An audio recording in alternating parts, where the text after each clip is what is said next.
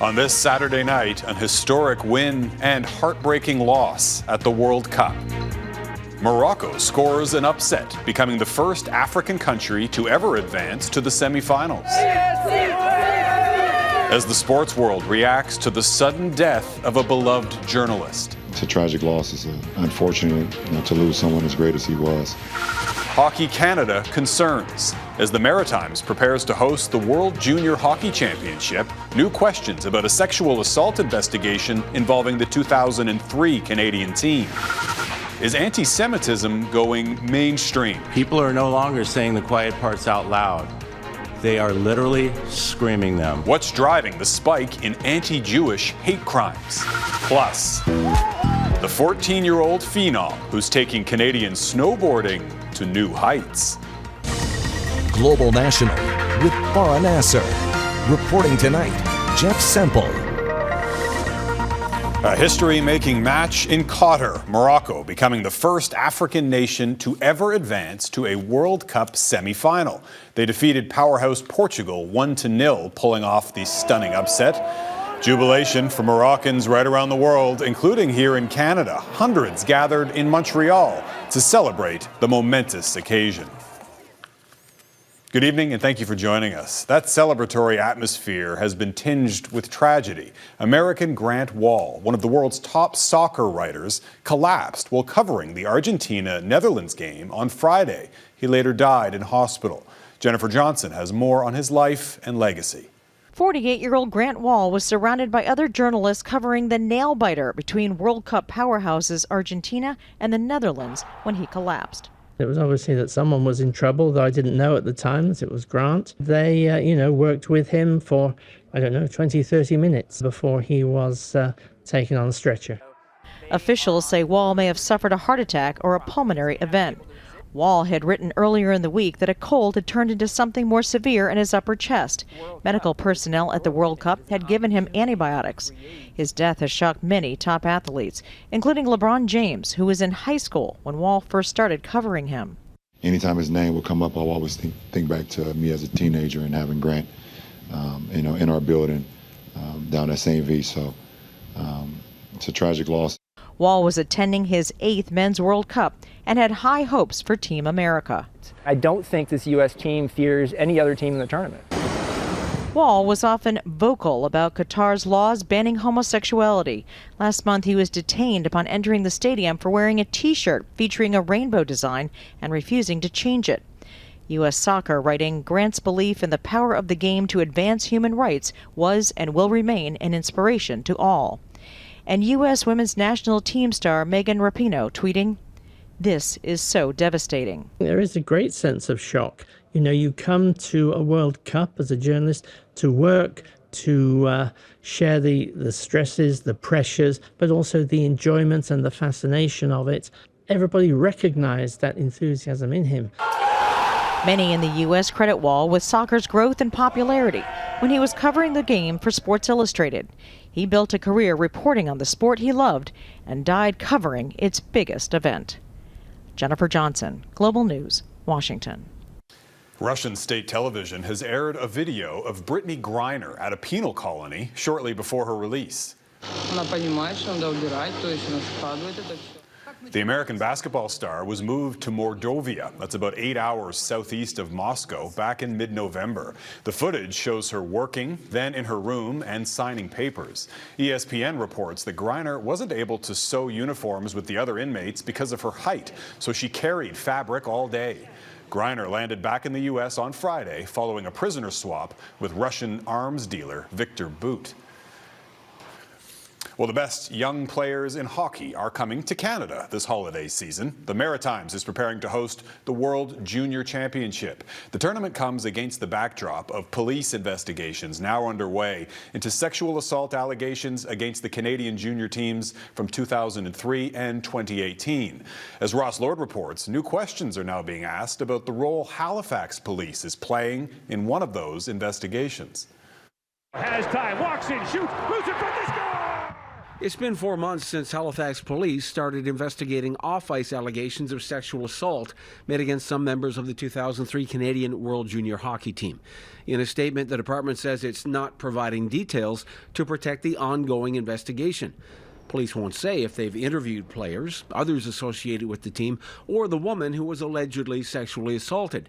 There are new questions about the investigation based on overlaps in police and hockey culture. I do think that is a problem. Halifax Regional Police have a partnership with the city's Halifax Mooseheads of the Quebec Major Junior Hockey League, a one-on-one mentoring program that, according to the Mooseheads website, includes police officers joining the team in group activities like pistol shooting at a firing range and players going out on patrol for a ride-along.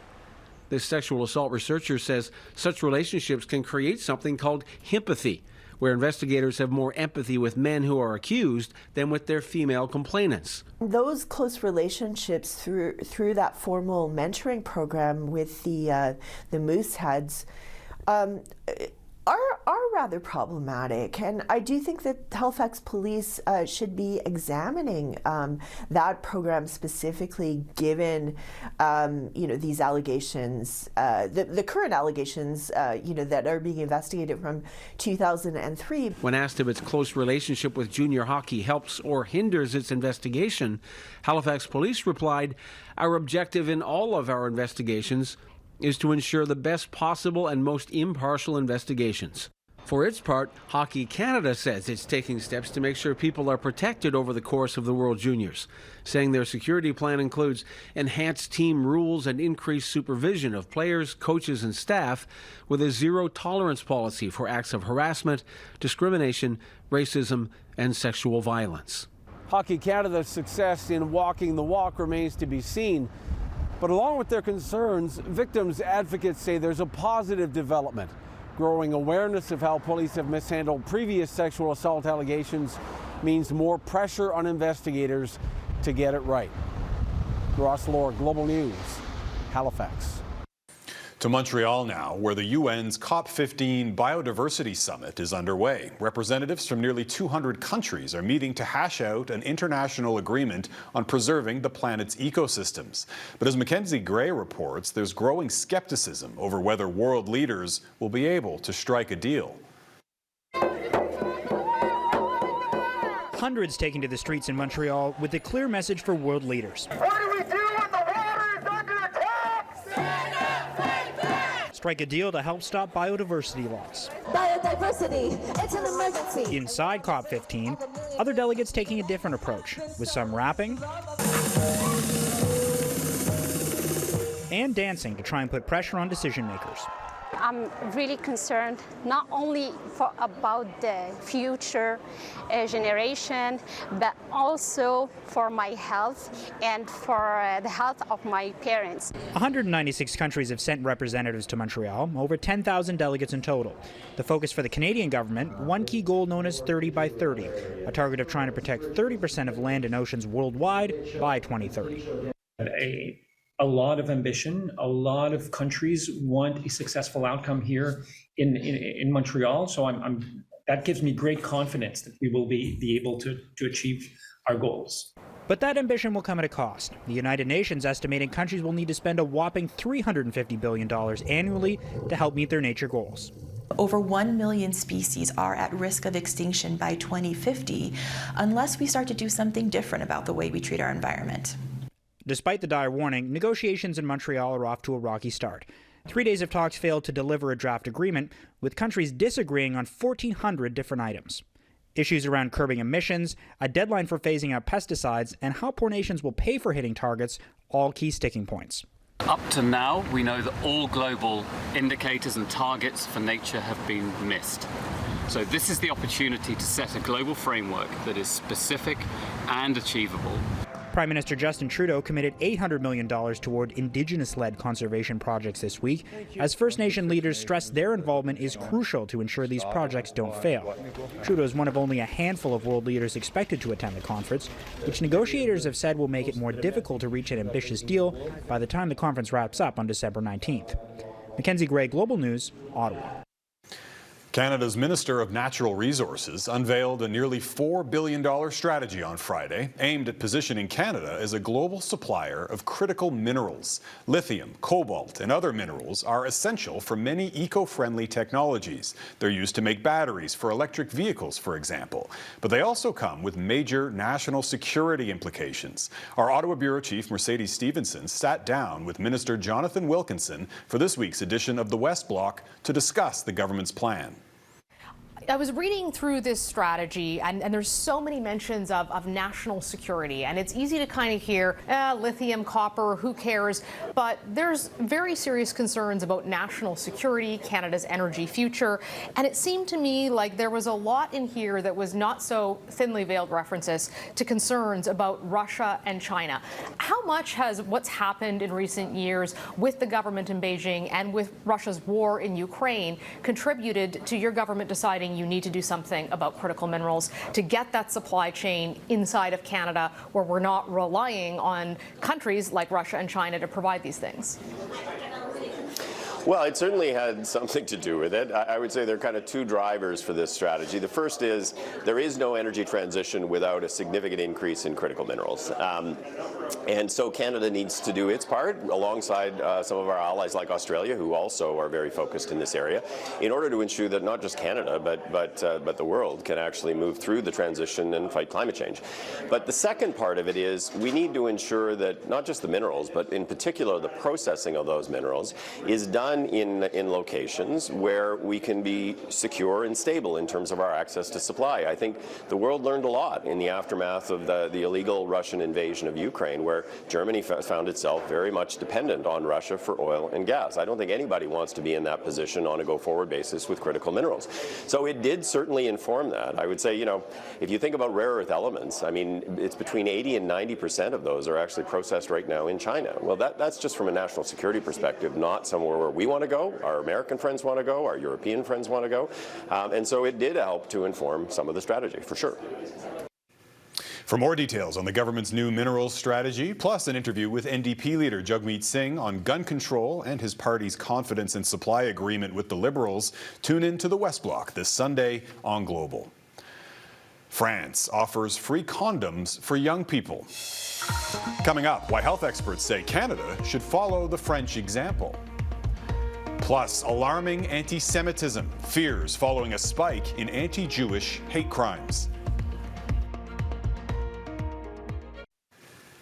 Welcome back. French President Emmanuel Macron is expanding on a new health policy announced earlier this week. Condoms will now be free in pharmacies for anyone under the age of 25, expanding on his earlier promise aimed at those between 18 and 25. The move is meant to address a growing problem, one that's also worsening in this country, sexually transmitted diseases. And as Mike Armstrong reports, the new French policy is receiving praise from experts here in Canada. The French president is calling it a small revolution for prevention. As of January 1st in France, condoms will be available free of charge in pharmacies. This woman says it's a good idea and will help young people who have trouble paying. Now, the goal is to reverse two trends. On the one hand, use of contraception is dropping, while the number of sexually transmitted infections, or STIs, is growing. Some French health officials call it an explosion. Chlamydia cases jumped 15% last year. In fact, since 2015, they've doubled. France has already made condoms free for young people with a prescription, but it didn't appear to be working. This pharmacist says doctors weren't prescribing condoms often enough, and right now no one has enough money, young people especially. Now, the battle against STIs is on here in Canada as well. Earlier this month, Atlantic provinces announced an initiative to make STI testing more accessible. They'll be available at pharmacies. It's a growing problem in this country as well. Over the course of a decade, from 2010, chlamydia cases jumped about 60%, gonorrhea by about 175%, and syphilis by close to 400%. Alex McKay is with the Sex Information and Education Council of Canada. Sexually transmitted infections have always been a much more significant threat to public health than much of the population realizes. McKay says the pandemic likely made the problem worse. There wasn't as much STI testing, and the more undiagnosed infections in the population, the easier STIs spread. McKay points out the French government is also focused on sexual health education. The French are already ahead of, in many respects, ahead of where we are. So that's another area that we need to focus on. Now, there has been some criticism of the free access to condoms policy in France. Some argue the government should be worrying about bigger priorities. Mike Armstrong, Global News, Montreal.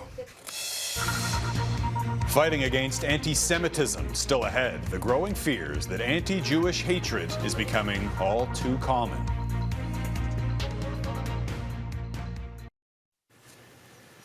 Russia's war in Ukraine was the focus for this year's Nobel Peace Prize ceremony. The recipients are activists from Ukraine, Russia, and Belarus who condemned Moscow's invasion and called for international support for Ukraine. Ви не маєте бути українцями, щоб підтримати Україну. You don't have to be Ukrainian to support Ukraine. It's enough just to be human, said Nobel laureate Alexander Matvichuk, a Ukrainian human rights lawyer. Her co-recipients were a detained Belarusian rights activist who is represented by his wife and a Russian human rights group. For several years, anti-Semitic comments and acts have been on the rise, both here in Canada and in the United States, fueling fears that anti-Jewish hate is becoming normalized. The spike is being blamed on many factors, such as social media, politics, even celebrities such as Kanye West. As Farah Nasser reports, communities are calling for action to confront the troubling trend. You will not replace us! You will not replace us! Instead of being universally reviled, this day in Charlottesville more than 5 years ago not only bolstered the neo-Nazi movement, but made it easier for others to say nothing. Former President Donald Trump has refused to disavow sitting at a dinner with two of the most prominent anti-Semites in the United States, one of them a celebrity with a wide reach. It gives them a sense of freedom to give full expression to whatever it is that they're feeling without consequence. Couple that with the more acute economic situation and inflation facing everybody, has people looking for a way to explain it, for somebody to blame. In Canada, offences targeting Jews comprised of 14% of all hate crimes, even though the community makes up 1% of the population. Canada has seen a sharp rise in anti-Semitic incidents in the past few years, and it's the same in the United States. Last year, 2021, saw the highest number of anti-Semitic incidents ever recorded, according to the Anti-Defamation League. The White House is ramping up its efforts to fight what it calls an epidemic of hate. Let me be clear. Words matter. People are no longer saying the quiet parts out loud.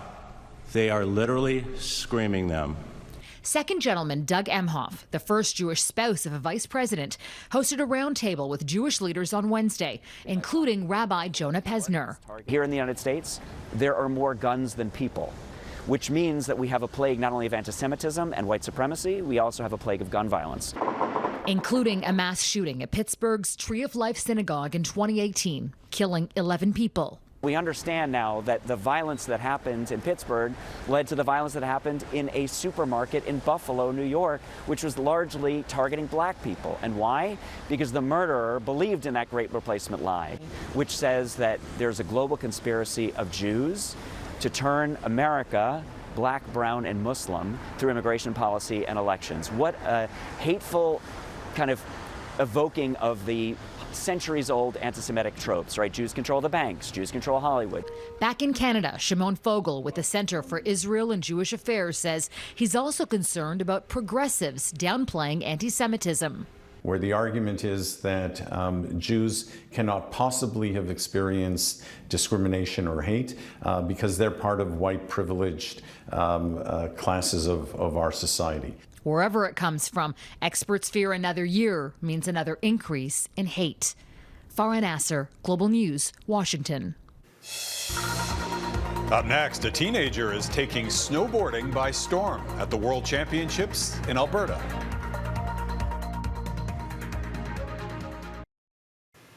Two Canadian snowboarders are on the cusp of becoming world champions tonight on home turf. Mark McMorris and Nicolas Laframboise will compete in the final of the Snowboard Big Air World Cup. The competition is taking place in Edmonton, and the Canadian athletes say they're thrilled to compete in their home country. And perhaps no one more so than a 14-year-old phenom who's carving a new path. Slav Kornick reports.